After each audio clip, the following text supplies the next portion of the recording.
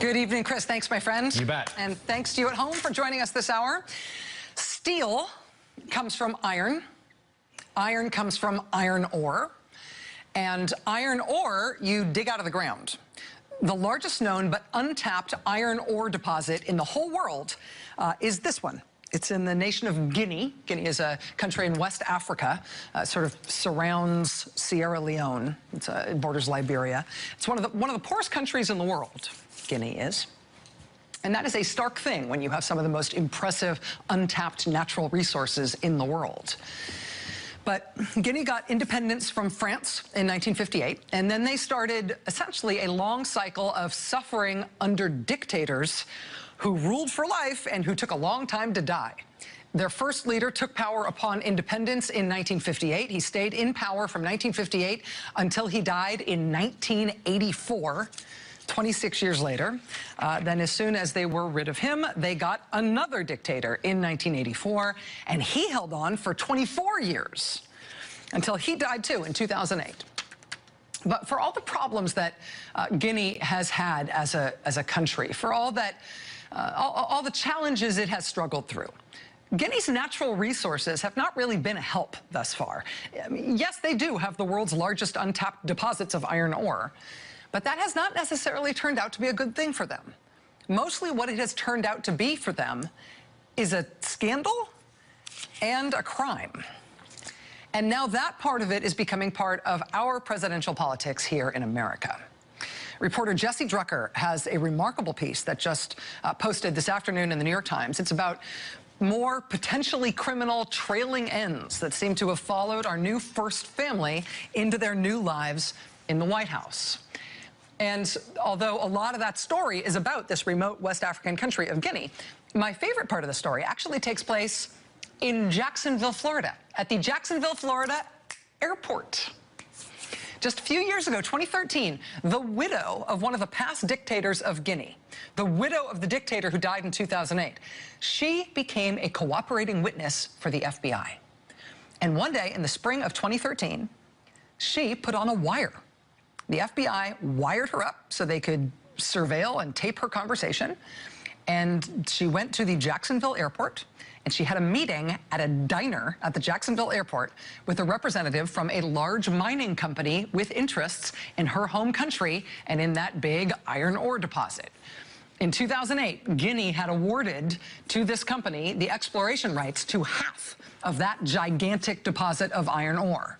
It was a little bit of an unusual deal at the time because the Ghanaian government had previously awarded all of the rights for that mine to a totally different company. But then, inexplicably, a few years later, they just sort of changed their mind and decided that half the rights would now go to this other country. It appeared at the time to be sort of a strange deal.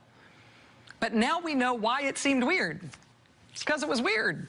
The Ghanaian government now says that that strange deal happened, that the awarding of half the rights to that mine happened, according to the Ghanaian government, because of a huge bribe paid by the company who got the mining rights.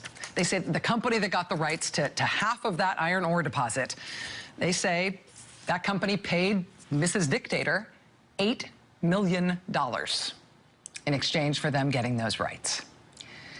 Now, the FBI eventually got involved in investigating that bribe. And at that airport diner in Jacksonville in 2013, they set up Mrs. Dictator to wear a wire while she met with a representative of that mining company.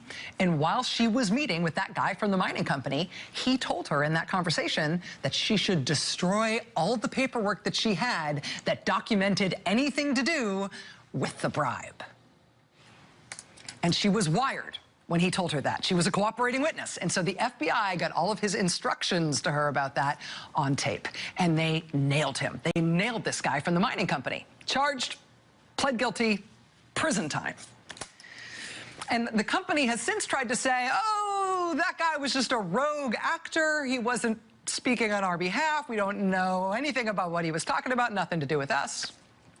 But that same mining company is also alleged by the FBI to have paid another large bribe to another official in the Ghanaian government the following year. And the reason we know that is because of a trial that's happening right now this week in New York City. The former mining minister of Guinea is on trial in New York right now. And the FBI alleges in documents that have been made public in conjunction with this trial, which have now been reported on by the New York Times, the FBI alleges that this mining company was involved in arranging the bribery. So there was the bribe paid to Mrs. Dictator. Within 1 year of that, another bribe paid to another Ghanaian government official related to this iron ore mine. Now, why is this trial happening in Manhattan?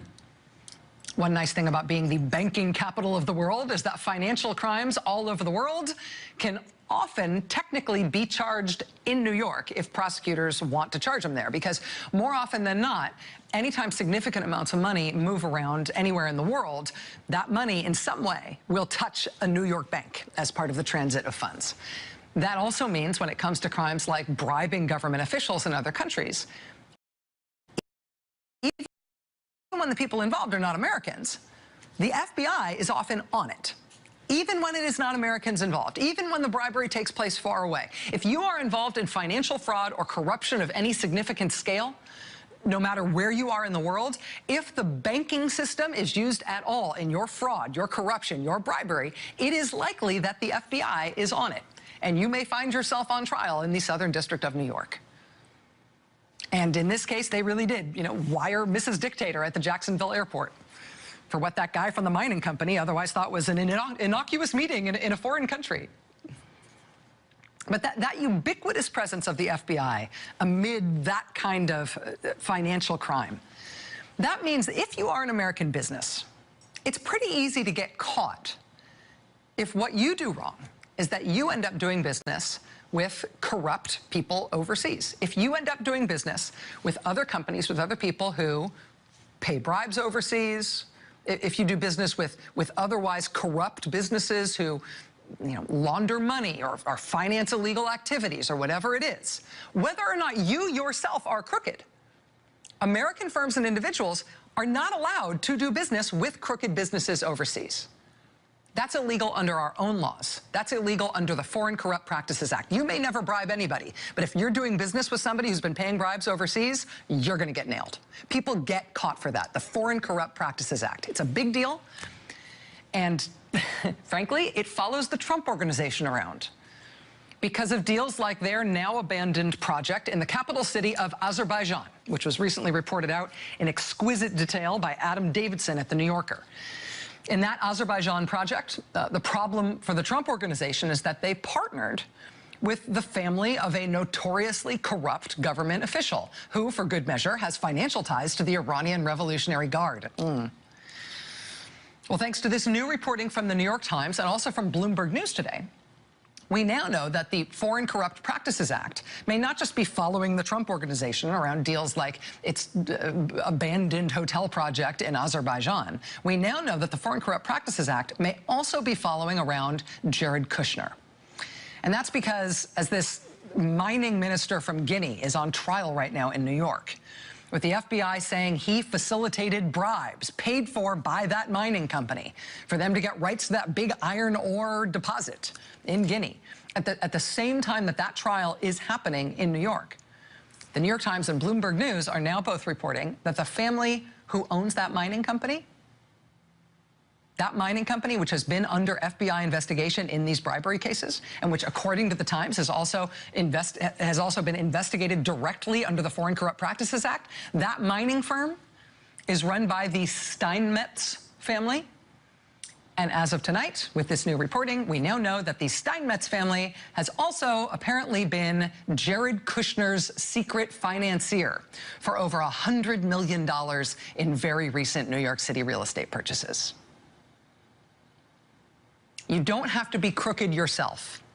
As an American company, you cannot legally do business with companies abroad and with individual businessmen